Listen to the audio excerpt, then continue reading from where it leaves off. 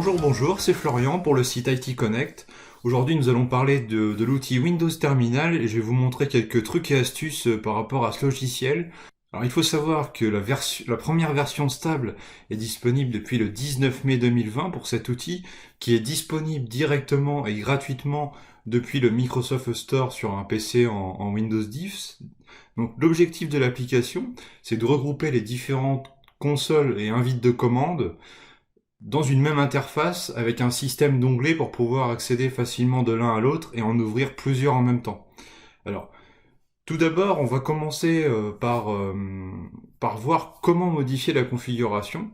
Donc, lorsqu'on installe comme là le Windows Terminal, on accède au menu, on clique sur Paramètres, et en fait, ça ouvre un fichier de configuration au format JSON que l'on va pouvoir modifier directement. Donc il faut savoir que quand on fait une modification et qu'on enregistre, il n'y a pas besoin de redémarrer l'application, sauf exception, pour que les modifications soient prises en charge. Alors maintenant, je vais remettre mon fichier JSON que j'ai ouvert directement avec Notepad++, parce que c'est un peu plus lisible, on va dire.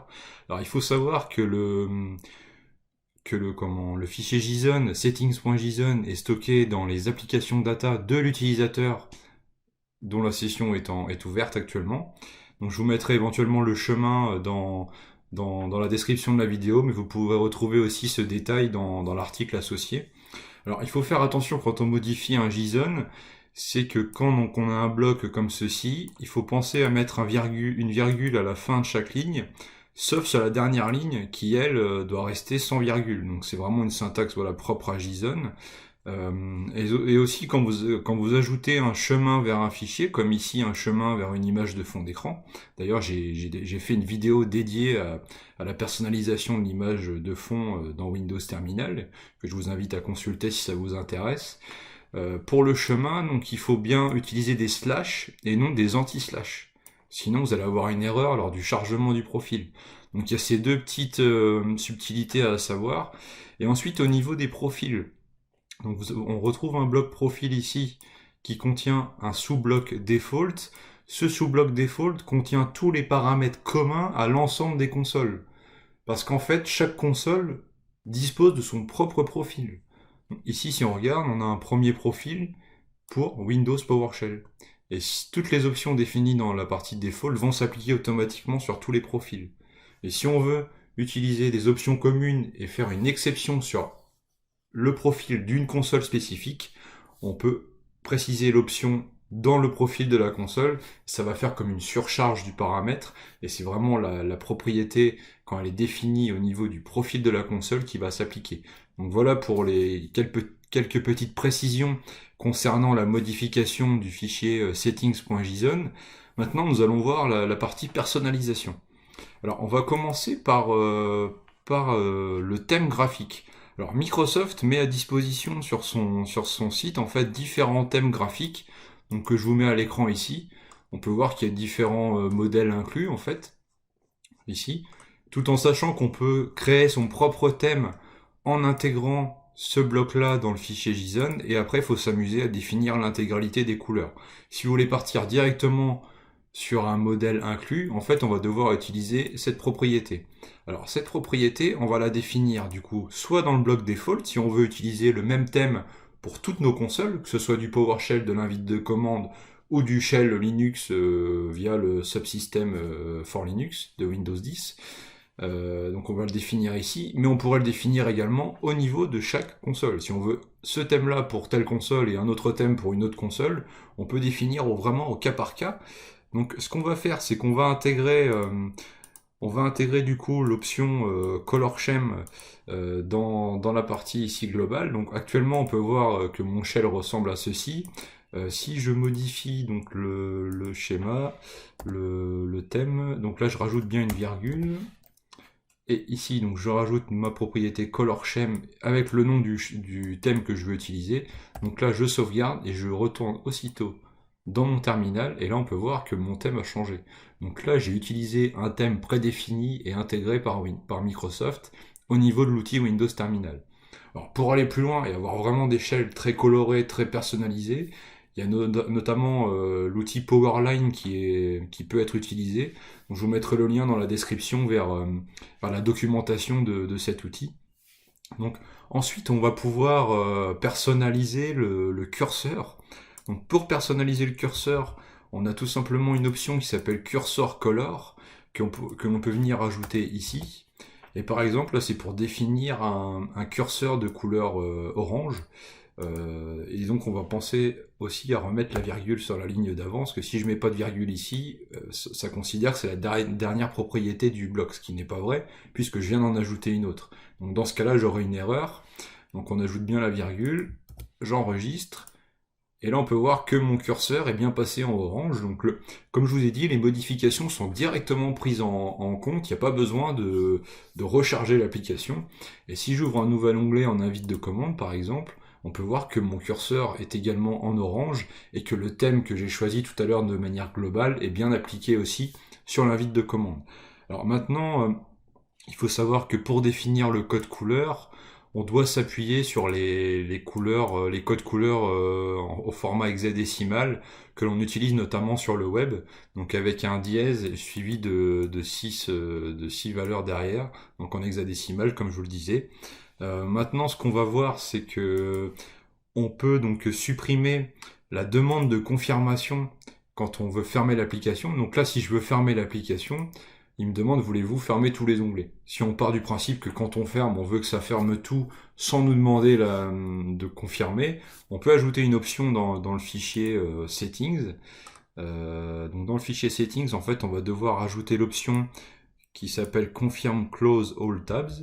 Et cette option-là, par contre, doit être intégrée non pas au niveau du bloc profil, mais vraiment à la racine, en fait. Donc on va venir la mettre juste ici, au niveau en dessous de Default Profile. Donc on va mettre l'option, et on va lui attribuer la valeur False pour retirer la confirmation. Donc là, j'enregistre, je relance le Windows Terminal ici, j'ouvre un autre onglet, voilà, on peut même en ouvrir encore un autre, de différentes consoles, et là, si je ferme, on peut voir que la demande de confirmation a bien disparu. Donc voilà pour ça. Après, on peut aussi déclarer des raccourcis clavier personnalisés. Alors il y a un bloc pour ça qui s'appelle Key Bindings ici dans le bas du fichier, qui sert à déclarer tous les raccourcis clavier que l'on veut utiliser dans Windows Terminal. Donc pour savoir les actions pour connaître les actions que l'on peut gérer via Windows Terminal, notamment pour trouver les bons noms, comme par exemple Find pour faire un recherché, il faut se référer à la documentation Microsoft pour trouver les bons mots-clés, on va dire. Donc moi j'aime bien quand le find c'est CTRL F, comme dans un navigateur ou dans Word ou autre, sauf qu'ici c'est CTRL plus SHIFT plus F par défaut. Alors ce qu'on peut faire tout simplement, c'est retirer le SHIFT, voilà, comme ça, on enregistre, et si je retourne dans l'application, eh ben, si je fais un CTRL F, on peut voir que la zone de recherche s'affiche bien ici. Donc là on vient de personnaliser la fonction de recherche, le raccourci pour faire une recherche. Maintenant, si on veut déclarer un nouveau raccourci pour ajouter un nouvel onglet. Donc là encore, j'aime bien réutiliser moi le CTRL-T que l'on utilise dans un navigateur de manière générale. Là, on peut se dire que dans Windows Terminal, quand on fera un CTRL-T, on veut ouvrir un nouvel onglet. Donc là, on va définir en fait une nouvelle commande. Donc concrètement, qu'est-ce que ça donne? Donc ça donne ces deux lignes-là. Donc important également, c'est d'ajouter vos petits commentaires à chaque fois pour s'y retrouver quand vous allez reprendre le code un peu plus tard. Donc là, en fait, on va exécuter l'action New Tab, et au niveau des touches, donc ça sera CTRL plus T. Donc on définit ça, voilà. Et ensuite, si on retourne dans Windows Terminal, si je fais un CTRL-T sur mon clavier, on peut voir que hop, ça ajoute bien un nouvel onglet. Maintenant, on va quitter un peu la partie customisation, on va dire, du Windows Terminal. Par contre, on va voir qu'on peut le lancer en ligne de commande. Et l'intérêt de le lancer en ligne de commande, c'est qu'on va pouvoir préciser différents paramètres, notamment pour réaliser un affichage que l'on va pouvoir qualifier de fractionné, donc avoir un onglet fractionné. Alors comment ça va se présenter? Alors je vais vous mettre un exemple à l'écran. Donc là, concrètement, on peut fermer le settings.json, on ne va pas le réutiliser. Donc voilà un exemple. Donc pour appeler en fait Windows Terminal, donc l'alias c'est wt ou alors sinon c'est wt.exe. Ensuite, on va préciser différentes options. Alors, le "-p", c'est pour préciser un profil. Donc, ce que j'entends par profil, c'est un nom de profil de notre fichier JSON. Par exemple, le nom qui est ici, en fait. Donc, pour ouvrir le profil Windows PowerShell, on va préciser exactement le nom qui est là. Donc, si vous modifiez ce nom-là, il faut bien faire attention à réutiliser le nom correspondant. Donc là, on ouvre le PowerShell. Ensuite, on ajoute un point-virgule et on indique une action de split pane qui va nous permettre de générer un affichage fractionné.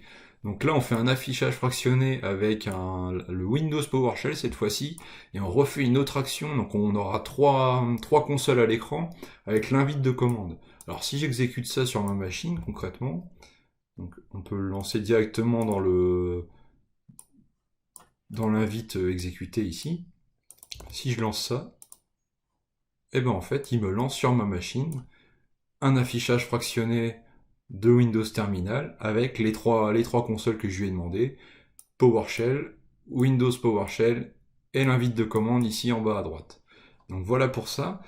Ensuite, donc ce qu'on peut faire, c'est définir aussi un dossier de démarrage. Donc là, en fait, il prend le dossier de démarrage qui est défini dans le profil. Donc moi, j'ai mis C2 points. Mais si on veut démarrer dans un autre dossier, par exemple C2 points temp, mais uniquement pour une console, par exemple uniquement pour Windows PowerShell, en fait, on va venir ajouter ici un "-d" avec le chemin que l'on veut utiliser. Donc si j'exécute cette commande-là une nouvelle fois dans l'invite exécutée de mon PC, voilà.